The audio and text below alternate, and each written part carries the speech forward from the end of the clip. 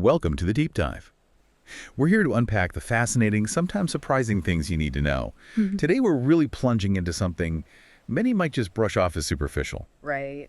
The really deep connection between fashion and mental health. Yeah, it's surprisingly profound. Our mission, really, is to completely dismantle that myth that clothing is just about looking good.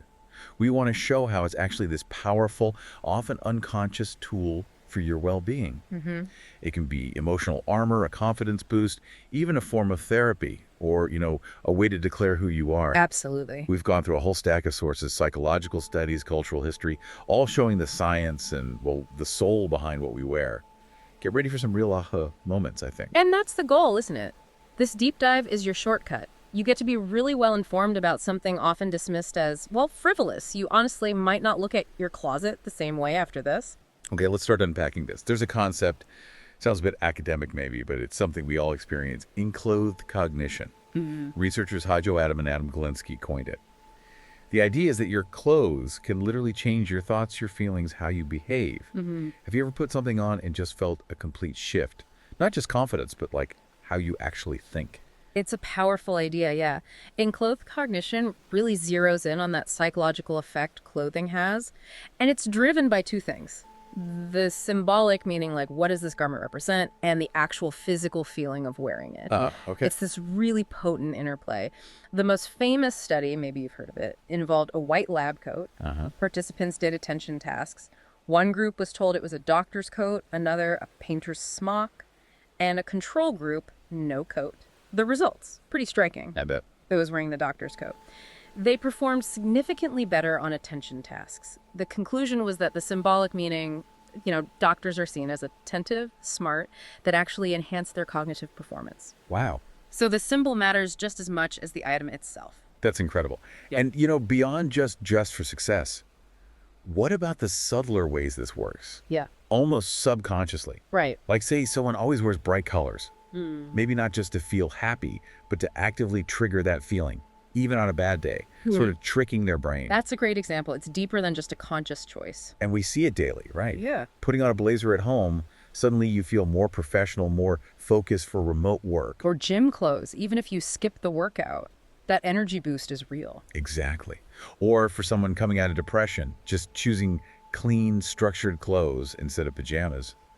That can feel like a step towards hope. A tangible step. So, if clothes change how we think, what about how they shape our inner world, our self-awareness? That brings us to this really lovely concept from Virginia Woolf, frock consciousness. Ah, yes, Wolf. It's a wonderful concept. It feels less about how others see us, right? Precisely. Frock consciousness is about how clothing becomes this extension of your self-awareness, your identity. It's focused inward on how you feel yourself inside the clothes. Clothing often helps define life transitions. Think about it, school uniforms, a wedding dress, even those deliberate post-breakup outfits that signal a new chapter. Totally. And it can reflect parts of your personality you're maybe too shy to voice, like a quiet artist wearing really bold prints. The clothes speak for that vibrant inner self. That makes perfect sense. It's Yeah. what we internalize from our choices, not just the projection. Okay, so if clothing is this extension of self, it can also act as a kind of psychological anchor, right? Helping us switch modes. Exactly. Just like a certain ritual or even a scent can cue a mental state, specific clothes can signal to your brain. Okay, time to shift gears. Maybe you need to be creative or social focused or just relax. We see this with lots of creatives who adopt a sort of uniform. It cuts down decision fatigue, keeps them zoned in. Like Steve Jobs' turtleneck. Right. Or why people often change before, say, a therapy session or a big meeting. It helps them feel ready, mentally prepared for whatever's next. It's about setting an intention physically. Now, connecting this to everyday choices. Have you ever just found yourself reaching for a certain color instinctively? Let's talk mood and color psychology in fashion. Oh, absolutely. Colors have real emotional resonance. Yellow, for instance, it can genuinely boost optimism. I feel that. Blue tends to calm. Red can energize. It's why you hear those stories, someone deliberately wearing yellow to fight off the winter blues. It's almost like self-medicating with color. Yeah, like an active choice. And it's worth remembering, color symbolism isn't universal. White means weddings here, but funerals in some Eastern cultures. Shows how deep these meanings run. Good point. And this all feeds into what you mentioned earlier, the feedback loop between fashion and self-perception. Right, the loop. It's this circular, really powerful relationship. What you wear affects how you see yourself, which then affects how you act, and that behavior reinforces your identity. It's way more than just fake it till you make it. Yeah. It's the physical act of wearing certain things sends constant signals back to your brain. Over time, it actually helps sculpt your self-perception and behavior. It's like this quiet, daily rewiring of who you're becoming. So what does this mean day to day? You mentioned the woman in heels walking more assertively. Right, and maybe that changes her interactions, boosts her confidence further. Or a guy in a tailored jacket feeling more capable in meetings. Exactly. It makes clothing this potent daily mental health tool. That very first decision what to wear can genuinely set the tone for your whole day. And for people dealing with anxiety or depression. Selecting clothes that just feel good can be profound self-care. A grounding act. Therapists sometimes suggest simply getting dressed fully as a first step in managing depression. It's tangible self-care. Okay, now let's dive even deeper. Beyond the everyday psychology, let's talk about specific functions. Starting with clothing as emotional armor. Yes. This is where clothes become almost a literal layer between your vulnerable inner state and the outside world. Like a shield. Pretty much. The core idea is protection, providing safety, control, psychological distance. For many people, especially after trauma or dealing with anxiety, grief, depression, clothing choices are about defense, hiding, deflecting, creating space. It links closely to trauma and somatic psychology, how the body holds experiences. Heavy, layered, oversized clothes can give a sense of physical containment, almost like a weighted blanket effect. Ah, okay, grounding. Exactly. It helps ground the nervous system, offers sensory regulation, or just insulates you from feeling overwhelmed. During really tough times, like grief or burnout. People often unconsciously minimize decisions. They wear the same comfy, nondescript things over and over. It saves precious mental energy. Makes it. And for body image struggles, clothes can camouflage, help avoid unwanted attention, hide that discomfort. So we see this armor in different states.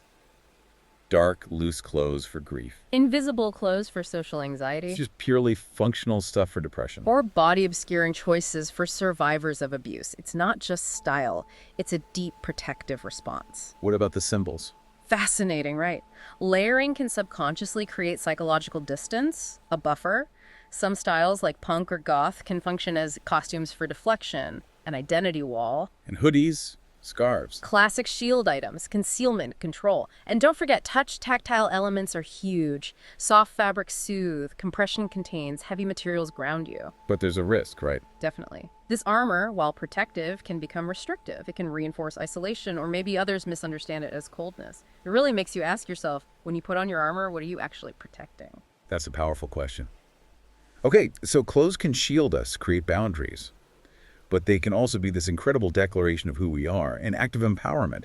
Let's shift to clothing as empowerment and agency. Yes. This is where choosing how to dress becomes this really personal tool for reclaiming autonomy, especially for people recovering from trauma, identity suppression, or just low self-worth. So every outfit is like a statement. It can be, yeah. An intentional act saying, this is who I am, maybe loudly, maybe quietly, but unapologetically. It's rooted in symbolic self-construction, wearing clothes that truly reflect your values, strengthens that sense of self, creates internal alignment. Ah, self-agency. Exactly. Making intentional choices is an act of control, pushing back against limitations, past or present. And it's about embodiment. When your clothes align with your inner truth, it can genuinely improve self-esteem, posture, how you carry yourself. We see this happen in really powerful moments, don't we? I do. Like after a major loss, maybe a divorcee swapping neutrals for vibrant colors, rediscovering her joy. Or during gender affirmation, where LGBTQ plus fashion is often on the front lines, asserting identity, sometimes even before someone comes out publicly. Right. Or after burnout, you see professionals ditching the corporate uniform for styles that feel more authentic, reclaiming their creativity. So how does this empowerment show up in the clothes themselves? Well, color can be a deliberate power language. Bold colors for leadership, maybe even subtle protest colors. Fit and structure can signal boundaries, self-respect, a non-verbal cue about how you expect to be treated. And accessories. Accessories become these deeply personal symbols, maybe culturally significant items reclaiming pride, or an heirloom that grounds you in your story. So, if clothes express identity and empower us, it's clear they're also a channel for emotional expression, like a visual diary. Precisely. Fashion is this potent form of emotional communication, an external mirror to your internal state, conscious or not. It's based in what psychologists call affective self-expression. Emotions that are hard to voice get expressed symbolically through color, shape, texture. Speaking without speaking? Exactly. Especially powerful for those who struggle with verbal communication. And through sensory integration, you might intuitively reach for clothes that physically match your inner state. Texture is huge here, reaching for soft comfort when vulnerable, maybe something rougher when feeling agitated. We definitely see patterns. Soft colors for calm, Bold colors for intense moods. oversized, maybe mismatched stuff when feeling, I don't know, ambiguous or out of sorts. Like a visual representation of inner disarray, yeah. This is really key during creative flow states, too. Artists often dress as an extension of their process. Or during disruption. Absolutely. You might see rapid shifts in style, swinging between hyper-expression and just wanting to hide. Or sometimes it's about wanting validation. The clothes silently say, "This is how I feel, see me." The benefits seem clear self-awareness, insight. Mental health insight, definitely. And a creative outlet. And it's wonderfully bi-directional, remember? Right. You can dress based on your mood or dress to influence your mood. Exactly. Reactively or proactively. Okay, beyond just expressing emotion, let's explore fashion as a ritual of healing. This is where just getting dressed becomes something really significant during tough times. Pain, loss, big changes. It's a profound idea. That simple act can evolve into a deeply healing ritual. It's about soothing, rebuilding through small, repeated, intentional actions that bring a sense of order and meaning when things feel chaotic. How does that work? Well, it connects to ritual theory, how symbolic actions help us mark transitions, create a sense of control, and it's deeply tied to somatic healing. Nurturing clothing choices can literally help the body feel safer, more present, allowing it to process emotional distress. Where do we see this happening? Lots of contexts. Yeah. After grief or loss, maybe wearing a loved one's scarf or choosing clothes that mark a passage away from deep mourning. After illness, physical or mental, maybe vibrant clothes become a bridge back to feeling alive, celebrating resilience, a kind of rebirth. After breakup? Oh yeah, shedding the old life clothes, building a new wardrobe that's a powerful symbol of independence, growth, and in recovery or spiritual renewal, just picking outfits with care becomes this discipline, showing intentional kindness to yourself after maybe a period of self-neglect. So these rituals heal through what? Affirmation? Affirmation, absolutely. Mindfulness, paying attention to the act itself, symbolism, the meaning embedded in the clothes, and continuity, establishing a gentle rhythm. It's usually a quiet, gentle pace of re-entering life. The focus isn't looking good for others, it's reclaiming yourself, supporting that inner rebuilding. And this is actually being recognized in therapy now. Increasingly so, yes. Fashion is seen as this low-barrier, high-impact tool. It's often therapist endorsed for emotional regulation, building self-concept. How does it link to specific therapy ideas? Well, behavioral activation is a big one. The idea that doing something purposeful, like getting dressed, can actually create a mood shift rather than waiting for motivation. Clothes become the catalyst. Yep. It also links to somatic experiencing, processing trauma through body awareness. Certain fabrics or fits can help regulate the nervous system, gently guide the body toward calm. And narrative therapy. Right, where clients rewrite their life stories.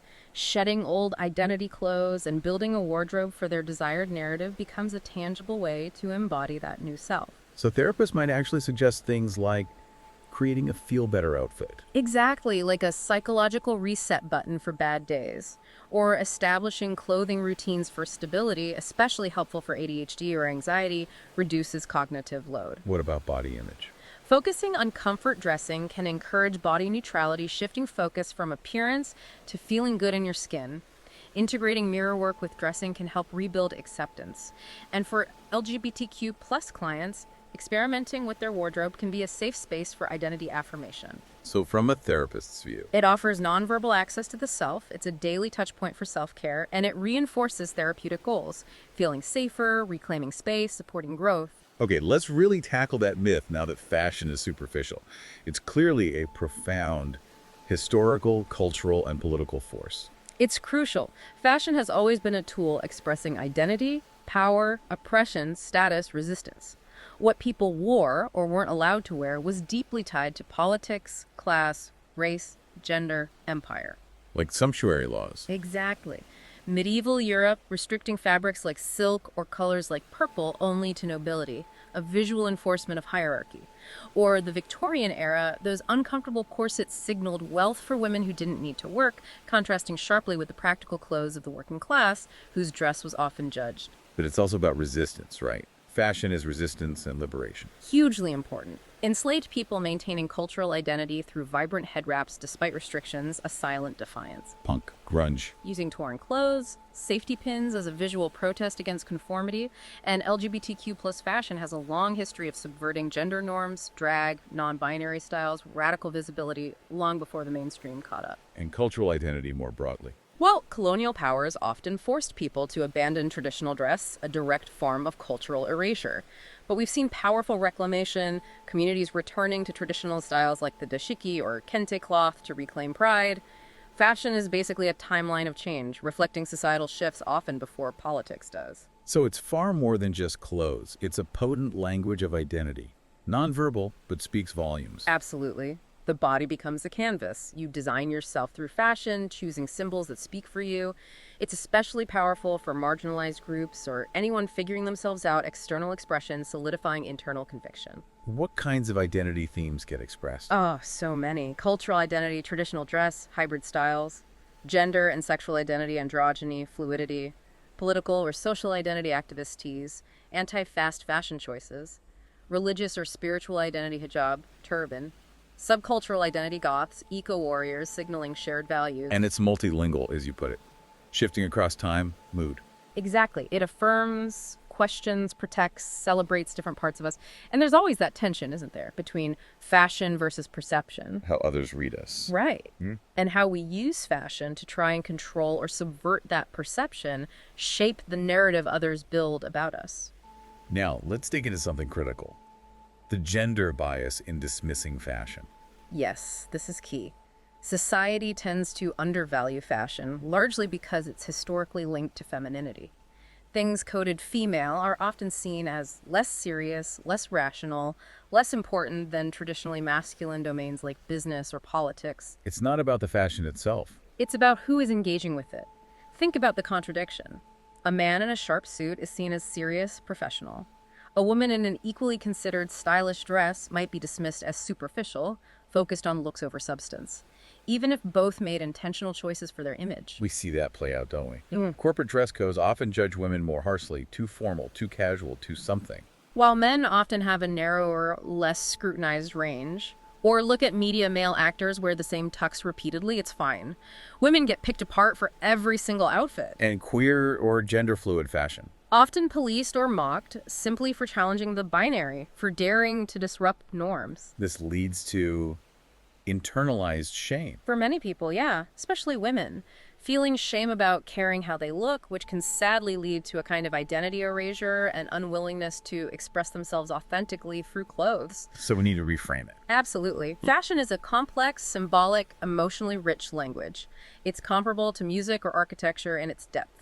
Devaluing it isn't about its substance. It's about who society allows to be expressive, seen, and creatively self-defining. That's a powerful reframe. Okay, let's explore fashion as psychological infrastructure, how it literally supports our minds. It really does. Clothing impacts our mindset, focus, energy, decision-making. It's like cognitive scaffolding for daily life. Getting dressed isn't superficial. It's like mental hygiene, like brushing your teeth. Cognitive load. Right. A structured wardrobe, even a uniform like Steve Jobs or Obama used, cuts down decision fatigue, frees up mental energy for bigger things. And mood? Self-perception. Links back to embodied cognition, our physical state influences our psychological one. Intentional clothes can make you feel more capable. And routine provides mental anchoring. A consistent clothing routine grounds you, signals readiness, especially helpful with depression, ADHD, anxiety, provides stability. So how does it specifically support our mental architecture? Well, cognitive cueing is one way. Workout gear cues energy for exercise. A blazer cues focus for work. It can also be a mirror of mental clarity. Disorganized clothes often reflect a disorganized mind, right? So choosing an intentional outfit can be a mental reset. Like signaling you're ready. Exactly. And functional routines like planning outfits support executive function, reduce daily stress. You mentioned thinking of the wardrobe as an ecosystem. Yeah, like having mental zones closed for thinking, for healing, resting, rising to meet challenges. Ultimately, dressing is a cognitive organizer, mood regulator, symbolic communicator, and a self respect ritual, a functional layer of mental wellness. Now, for something really interesting, often overlooked, the classism of minimalism versus maximalism in fashion. Ah, yes. This is crucial. Society often links minimalism with wealth, good taste, while maximalism gets framed as cheap, tacky, maybe even vulgar. These judgments are deeply rooted in classism, elitism, and often racialized ideas of aesthetics. So minimalism is quiet wealth. Often, yeah. Neutral palettes, high quality materials, subtle branding, it signals old money, sophistication, even though those high quality materials are incredibly expensive. While maximalism. Bold prints, bright colors, visible logos, often seen in working class or marginalized communities, gets mocked as too much. It stems from elitist, often Eurocentric assumptions about what's tasteful. We see this bias, right? Like quiet luxury versus streetwear. Totally. Quiet luxury is subtle. Insiders recognize it implies privilege. Streetwear, bold and branded, often dismissed despite its cultural depth and innovation, Visible logos get mocked. as trying too hard, yeah. Yeah. Ignores that they can be status signals, even survival tactics in some contexts. And cultural maximalism, non-Western traditional dress, often gets seen as too much through that colonial lens favoring simplicity. And this matters because Because these judgments aren't just about style, they affect access to jobs, respect, even safety. Fashion policing is often class policing in disguise. leading to internalized classism. Exactly. People from less privileged backgrounds might feel shame about their authentic style, trying to fit a standard designed to exclude them. Leads to real disconnection. Okay, that context is vital. Now, how is the fashion industry actually changing in response to all this, starting with the rise of feel-good fashion? Well, the big shift is emotional wellness becoming central. Not just looks, but how clothes make you feel. Confident, cozy, safe, joyful. A post-pandemic thing. Largely, yeah. Priorities shifted. Consumers want more than just aesthetics. They want clothes that support their emotional health. So brands use emotional marketing, therapy-like language, product names like Hug Hoodie. So shopping becomes self-care. That's the pitch, essentially. And designs reflect it. Huge emphasis on soft, sensory-friendly fabrics, relaxed, inclusive fits, body-responsive design, think work leisure, adaptive fashion, Color psychology, baby. deeply integrated, lots of dopamine dressing to evoke joy. Brands like Skims, Lululemon, their whole identity is built on this emotional promise. Consumers are buying permission to feel good, sensory comfort, a tool for emotional shifts. Let's dive into that. Dopamine dressing. Right. It's intentionally choosing mood-boosting clothes through color, texture, playful design, definitely linked to that post-pandemic need for joy, a way to actively re-engage. How does it work psychologically? Color, pattern, texture, they're powerful sensory triggers. They can interrupt emotional flatness, kickstart that behavioral activation loop we talked about, reestablish playfulness, creativity. So it's personal empowerment through color.